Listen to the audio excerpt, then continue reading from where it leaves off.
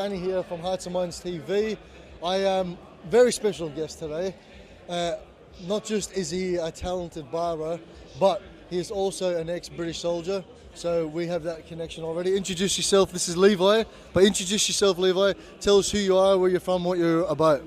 My name's Levi. I'm from a small town outside Belfast called Banbridge. I now live here in Australia.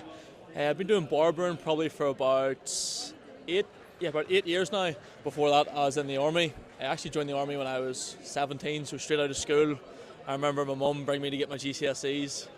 No GCSEs, straight to the office, signed the dotted line, and 6 months later I was off.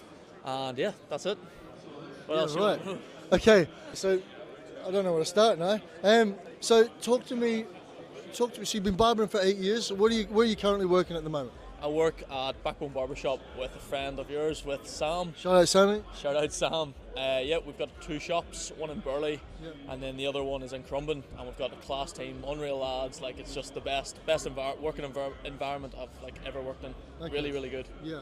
No, I can see that already from the team. Really good to see what Sam's doing there and the team is building. But let's rewind it back, right? So you joined the army at 17. Yep. So you're like a boy soldier. Yep. How long did you spend in the army? I done just shy of 5 years. 5 years? 17 till 22. And you're in artillery? I was in the artillery, yeah. Okay. Did you any overseas or anything like that? No, so whenever I joined, literally all the guys got back from Afghanistan. Yeah. So basically they were doing all the close down stuff. Yeah. And I was just getting qualified up. So joined the army, done phase 1, phase 2, and then done my trade training, and then I went and done P Company. Yeah. So then allowed me to work with the Airborne Forces, and that's what I done for 4 years. Awesome, mate. I know what P Company is all about, and if you don't know what P Company is about, it is arguably one of the hardest courses to do in the world. So when someone passes that, the legit thing. All right. So as a soldier myself, when did you decide to leave, or what was going on? What made you leave? What were you thinking? Talk to me about the leaving process. So the leaving process, I got a girlfriend, so that changed everything. Me too. Yeah, the army was changing. There's a lot of red tape. Things weren't getting done the way that they were, and there were certain things within the job aspect that I wasn't happy with. So I started looking about. Leaving, and I wanted to travel the world. And when you're in the army, yourself, they tell you when you can go on holidays and how long you can go for and what you can do. And I just felt like that wasn't what I wanted to do at that moment in my life. Yeah. So I left. So I went to my boss. I was like, "Oh, I want to leave the army." And he was like, "Oh, what do you want to do?" And I was like, "I want to be a barber. I want to cut hair." And he basically just laughed in my face. Yeah. Me too. He was like, "What do you mean?" I was like, "Yeah, I want to flip and give fades to boys and just flip and that's what I want to do." And he was like, after we had a laugh and he took the piss out of me, he was like, "Right, well, tell me what you need. Yeah. What do you need? What courses do you need? Let's get you qualified up." So basically I went in with a list of paper of all the qualifications that I needed, the amount it was going to cost, and the academy that I wanted to go to. And he literally just gave me a check and was like, "There you go, mate. Take the time off work. There's the money. Go and do it." Wow. Yeah. That was a lot easier than mine. Yeah.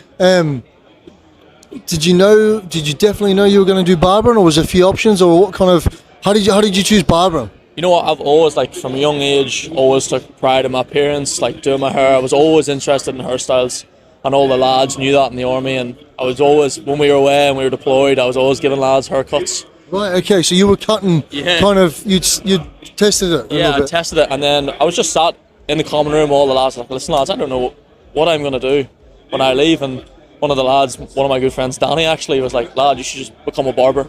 What a sick job, you should do that. I can see you doing that." And that just gave me the spark, and that was it. Yeah, man.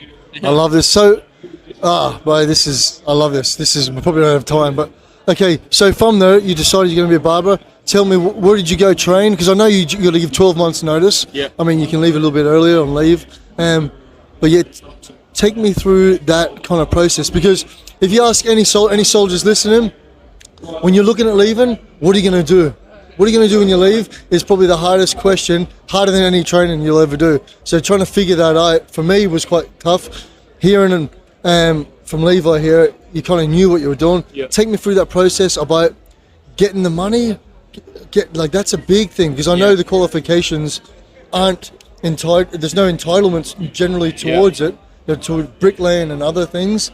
But to get barbering, I'm imagining it's from I got mine from a charity trust. Shout out the Royal Marines Charity Association. They paid for mine. So take me through that process, man. So I think the course was, I think it was £3,000. I can't remember off the back, but basically you have to pay for it up front, and then once you do it and you show them that you're qualified, they then reimburse you. And call it fate, call whatever you want, whatever you believe. The man upstairs, the day before that I went to pay for the course, I don't know if you know, but like the army run a thing called the sports lottery. I won £3,000 on the sports lottery the day before I had to do my course. So I had the money, I paid for it, and then done all my receipts. And then literally I got back and I showed them the receipts and they reimbursed me. Yeah, right. Yeah, it was crazy. That's hectic. And who'd you train with? They're called Total Barber in London. Total Barber. Yeah, they're in Shoreditch. Yeah, okay. So basically, I was really fortunate again that my girlfriend's dad lives in London, so I was able to go and live in London with him. And it was literally Monday to Friday, 9 to 5 every day, on the head blocks, cutting hair. It was very intense. They believe you do the paperwork, the paper side and stuff, but they just wanted you on the tools and cutting. They believe that's how you learn, and I think that's the right way as well. I totally agree with it, man. I did something similar, and I think it really set me up to prepare for the barber I am today. It really helped me. Shout out to Lloyd. Yeah, bro. Okay, so you get qualified, and then how long till you're right? Got qualified, and then I was back to work for maybe a month or two, and then I was out. And then what? So where were you based? I was based in Larkhill, which is in Salisbury, in England. And that's how many hours from London? About three hours. Okay, yeah. Because I remember I was looking at a course, and we were in Cardiff, and I was trying to figure out how am I going to stay in London, which is 10, 12 hours away, and something similar about fate, God. The academy I was looking at, I was about to pay for it for London, and I refreshed the page after looking at it for months, and boom, there's a new store in Cardiff, which was 20 minutes away. So and then what happened? You left, you're out, you're on your own. I left. You got to earn money. You could move back to Belfast or what? Moved back to Belfast, moved back on my mum and dad, and luckily enough, my uncle knew a guy that owned a barber shop. What was he called? His name was The barber shop. Oh, the barbershop was called the Man Shack, which it was actually pretty popular at that time in Belfast. They were cutting Carl Frampton's hair and all the rest. So I just got lucky and got into that. And then I worked there for maybe 3 or 4 months. And then a friend opened up a barbershop, and he was like, "Yeah, I think you should come and work with me." And I went and worked with him for 2-3 years. And then I actually moved to Australia. Okay. No, actually, that's wrong. I moved to Australia first. What? Straight from the army? I got a job back in Belfast for 3 months, and then I moved to Australia. Right, okay. And I lived in Brisbane for a year. Were you working out here? And I was working out here, in Basement Barbershop in Toowong in Brisbane. Right, okay. Yeah. And so have you came out here straight after the army. What, did you go back and then? Yeah. I went back because I'm not shy about talent and stuff, but whenever you leave the army, it's pretty tough. Yeah. And I moved out here, and I didn't have, the support network and everyone around me. It was just me and my girlfriend, and I just wasn't in the right headspace to be out here. I needed to be home with my family and my friends and kind of just adapt back into civilian life, Yeah. And then once I'd done that and got back kind of on my feet, then that's when it started kicking off. Awesome, bro. Yeah. Love it, man. Love it. Right, let's get into other things. So you're obviously a fit lad. Yeah. And you're doing a marathon. I done a triathlon. All right, casual triathlon, and I know you're going for some run tomorrow. Yeah, as well. 16k. It's just a smallie 16. But awesome barber, working in a different country. All these things, you got misses, you got pressures to make sure everyone's looked after and bills are paid. Yep. What do you do to look after yourself? Fitness, and it's always been fitness for me. Yeah. If I'm not active and fit, this doesn't operate at all.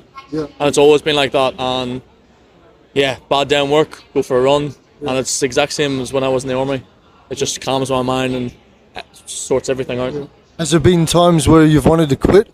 Yeah, yeah. This. I think that everyone in this industry, it's like it's a bit of a love-hate relationship with barbering. You know, there's the highs, there's the lows, there's you plateau, all the rest of it. But I don't know. I just love it. I love cutting hair. I love the lifestyle that comes with it. It's great.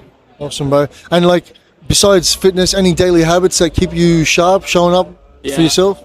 Just the standard ones. Make your bed every morning. Have good breakfast. Get to work and work hard. I feel like a lot of people or a lot of young ones that come up now, like, they're just work shy. Just get in, do the work, go home, show up for yourself. You show up, good things happen, and it always has for me. Love that, man. Love that, Levi. It's been an absolute pleasure, bro.